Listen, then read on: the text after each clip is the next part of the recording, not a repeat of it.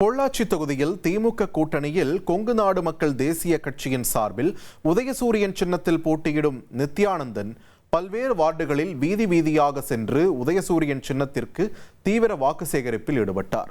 அப்போது செய்தியாளர்களிடம் பேசிய அவர், பொள்ளாச்சியின் வாழ்வாதாரமான தென்னை விவசாயத்தை மேம்படுத்த நோய் தாக்குதலில் இருந்து தென்னை மரங்களை காக்க உரிய நடவடிக்கை எடுக்கப்படும் என்று தெரிவித்தார்.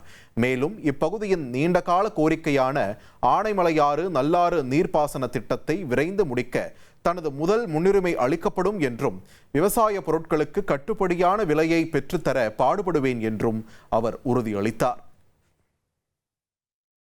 விவசாயம் வளர வேண்டும் என்றால் குறிப்பாக தென்னை விவசாயம் வளர வேண்டும். கடந்த சில வருடங்களாக நோய் தாக்குதலுக்கு உட்பட்டு தென்னை விவசாயம் நலிவடைந்து வருகின்றது. இதை மேம்படுத்திடவும் நீர்ப்பாசன திட்டங்களை உருவாக்கிடவும் நிலுவையில் உள்ள ஆனைமலையாறு நல்லாறு திட்டத்தை விரைந்து முடிக்க கோரியும் பல்வேறு திட்டங்களை நமது முதல்வர் திரு மு க ஸ்டாலின் அவர்கள் முன்னெடுத்து வருகின்றார்கள். இனி செல்லும் இடமெல்லாம் செய்தி. தந்தி டிவியின் வாட்ஸ்அப் சேனலை ஃபாலோ பண்ணினா செல்ல இருக்கும் இடமெல்லாம் செய்தி. இதோ QR கோட் இப்பவே ஸ்கேன் பண்ணுங்க, ஃபாலோ பண்ணுங்க.